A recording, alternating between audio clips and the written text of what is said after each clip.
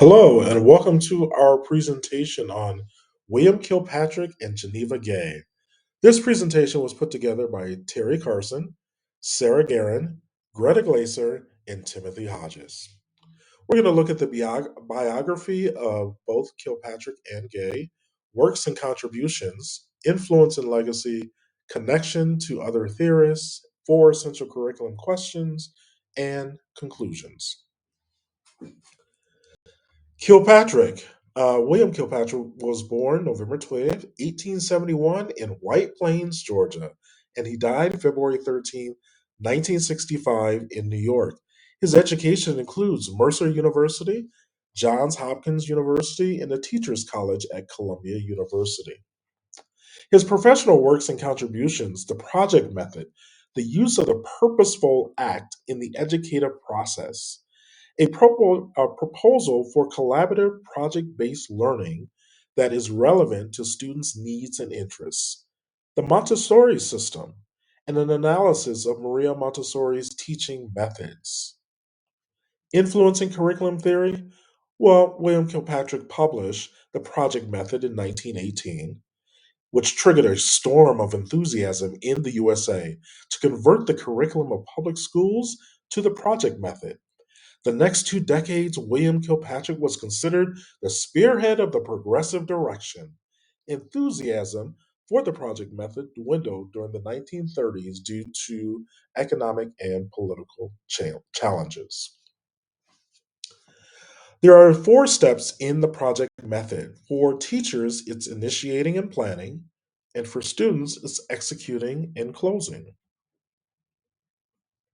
Project based learning, or PBL, developed from that project method, includes for the teacher questioning, planning, researching, and for the student creating, improving, and presenting. One of the influences from Kilpatrick in 2011, Thomas Markham described project based learning as PBL integrates knowing and doing. Students learn knowledge and elements of the core curriculum, but also apply what they know to solve authentic problems and produce results that matter. PBL students take advantage of digital tools to produce high quality collaborative products. PBL refocuses education on the student, not the curriculum, a shift mandated by the global world, which rewards intangible assets such as drive, passion, creativity, empathy, and resilience. These cannot be taught out of a textbook, but must be activated through experience. As early as 1893, Kilpatrick had visited Francis W. Parker, the father of the progressive educational movement. Francis Parker is best known as the founder of progressive elementary education in the United States and the organizer of the first parent teacher organizational group in Chicago. Kilpatrick was inspired by Parker's Quincy method, also known as the Quincy Plan or Quincy system of learning. It was child centered, experimental, and progressive approach. Introduced by Francis Parker, the superintendent of Quincy, Massachusetts in 1875. Kilpatrick, like we said, was born in Georgia, in contrast to Dewey, who later moved to Georgia.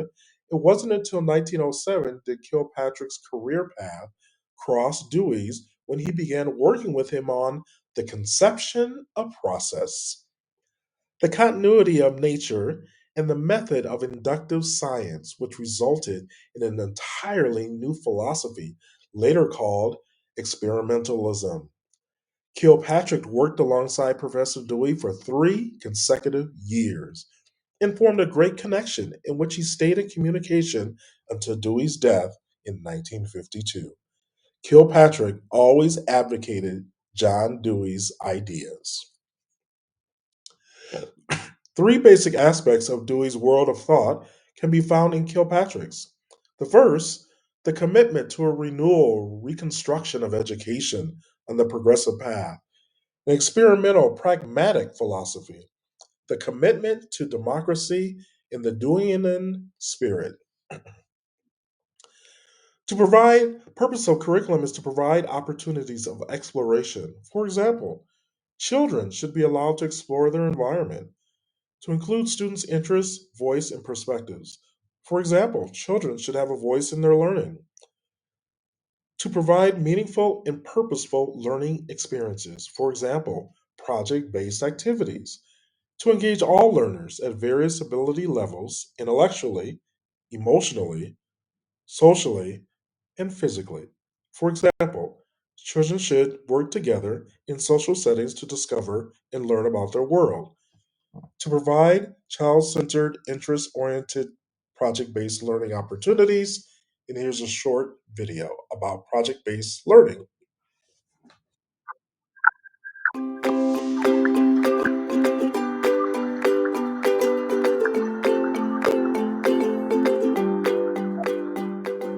Project based learning can be confusing, so let's talk about it for a minute, or maybe more.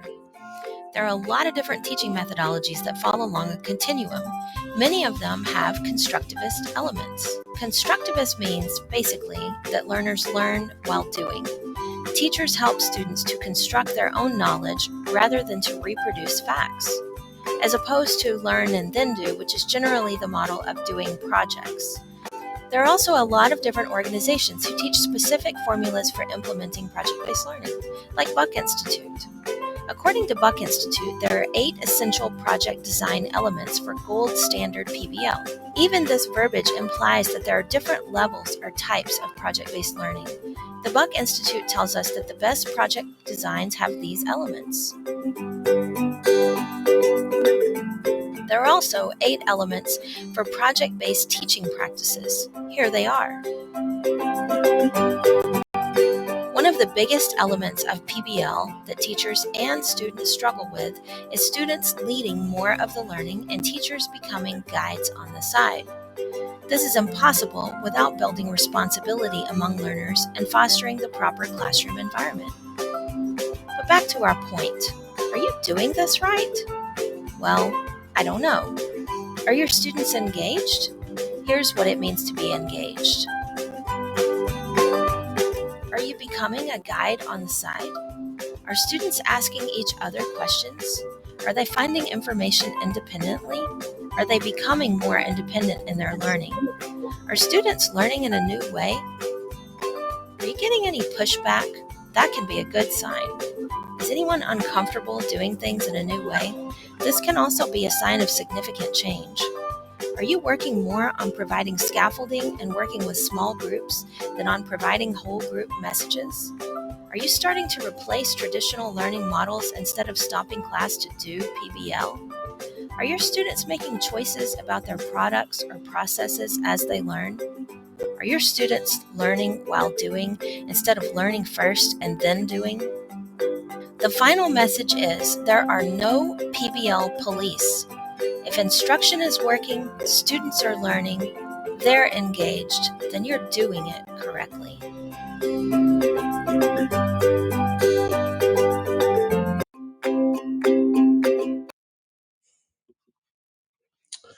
Knowledge selection in curriculum. The curriculum should come from real life and not compartmentalized subject matter.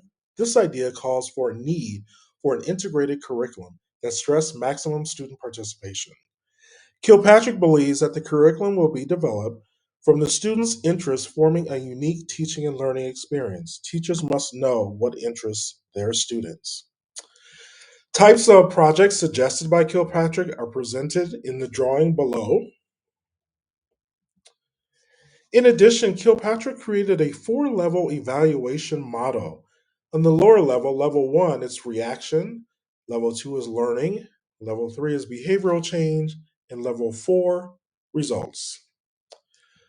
Kilpatrick served as a professor in the Philosophy of Education department at the Teachers College of Columbia University, where he met and worked with Professor John Dewey. Kilpatrick was heavily impressed and influenced by John Dewey and Colonel Francis Parker. He spearheaded the progressive direction of education for 2 decades. William Kilpatrick became well known from his 1918 publication, The Project Method, which since evolved into today's project based learning, or PBL. William believed that the curriculum should come from real life stress, maximum participation, and be developed based upon interests of the students. Some takeaways from Kilpatrick: his project method had four levels: initiating, planning, and executing, and closing, which provided opportunities for student exploration, child centered learning, and project based activities based upon students' interests rather than abilities. Kilpatrick also adopted one of the first curriculum evaluation models. The model consisted of four categories: reaction, learning, behavior, and results. Our next theorist we're going to look at is Geneva Gay. Geneva Gay was born in 1945 in Georgia. She attended the University of Texas, Austin, and University of Akron. She received the 1994 Multicultural Educator Award, the first to be presented by the National Association of Multicultural Education. Her professional works and contributions: Expressively Black, The Cultural Bias of Ethnic Identity, a collection of essays about Black cultural experience; Cultural Responsive Teaching, Insights on how students achieve better when learning comes from their own experiences; Becoming Multicultural Educators, a collection of stories about professional growth; Educating for Equity and Excellence, a collection of articles about educating diverse classrooms. Her further influence in curriculum theory included critical race theory, which says societal racial bias benefits white people, while people of color, especially black people, are not afforded the same resources they need to be successful. For example, in education, wealth, healthcare, security, etc. And in addition, multicultural education curricula infused with perspectives from various cultures can provide all students with more opportunities for success in school and in their careers, according to Gay. Gay's connection with other theorists include W.E.B. Du Bois, insisted on a liberal education over vocational training to uplift black students. Du Bois pushed the idea that black people would create their own educational philosophy. Du Bois highlighted the notion that a true education centered on historical knowledge, which would restore for Black people a sense of self respect, self realization, and self consciousness. Du Bois' writings contribute to Gaze in that no one can write about history without asserting their own interpretation, which is why it is important for students to receive instruction from multiple perspectives. In addition, James Banks was often considered the founding father of multicultural education. Banks supported a student centered style of learning, where the student should be involved in the debate of knowledge construction and indifference about that knowledge. Banks made the point there were five different ways to acquire knowledge: personal cultural, popular, mainstream academic, transformative academic, and school knowledge. Banks' ideas support Gay's use of storytelling as a part of a multicultural education. In addition, Gloria Latson Billings proposed three components to culturally relevant pedagogy: a focus on students' learning and academic success, developing students' cultural competence to assist students in their development of positive ethnic and social identities, supporting students in their conscious ability to recognize social inequalities. Gay built her framework based on the original framework created by Latson Billings. However, Gay focused on the doing of teaching. This led to the development of the term culturally responsive teaching over culturally relevant teaching. John Dewey believed that the aim of education was to develop a child's abilities. Dewey was one of the first theorists recognized for acknowledging a need for cultural diversity in education. Dewey's writing about honoring diversity is echoed in research by Gay, Lisa Delpit, Maxine Green, and Carter G. Woodson, advocates for reform in education. William Kilpatrick was one of the developers of the project method, which required the collaboration and cooperation of a group of students or peers to complete a project or assignment through play based learning. Gay asserts that teaching through students' lived experiences, their motivation and interests are sustained and learning is more meaningful. Curriculum should provide all students the opportunity to succeed. This is what Gay had to say.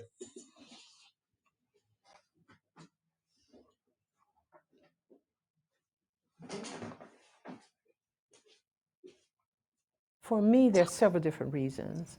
One of them, you can categorize these reasons into academic or learning. You can talk about psychological reasons. You can talk about social and political reasons. You can even talk about historical reasons. And I think the underlying message behind all of those is that issues of diversity are always present in our lives, whether they're individual lives or cultural lives or action lives, whatever the actions happen to be. So, if that's indeed the case, and if you're talking about the educational enterprise, you want to make that much more effective and successful for students from different cultural frames of reference. And if it is indeed true that the education process is a cultural process too, so that then makes it's incumbent then for educators at all levels, whether it's elementary, secondary, higher ed, to include cultural responsiveness so that we can, if you will, nuance our curriculum, our instruction, how we interact with students in such a way that we are sensitive to their cultural frames and references. With the idea being is that as learners, we all, and as teachers too, the technical tasks that we're wanting to do, the information we want to, as instructors, transmit to students and we want students to learn, to master, those things are always filtered through some cultural lenses. And in most cases, that cultural lens tend to reflect the dominant group in society. So what we're talking about in culture responsive teaching is then to make sure that other cultural lenses are accepted as legitimate, as natural, normal, routine, that we send instructional and learning messages through those cultural filters to students from different ethnic backgrounds. Whether those students happen to be of Asian, African, European, Native or indigenous or Latino heritage, because all of those folks then are socialized in different cultural frames and references that affect how they go about the learning process. So the argument then follows that if we do culture responsive teaching for students who are ethnically, racially, and culturally different, then they have a better chance to perform at a higher level of academic achievement.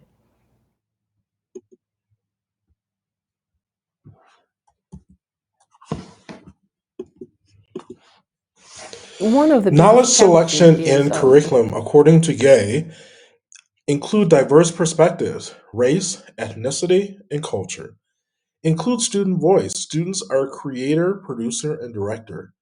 Assume students' assets instead of deficits.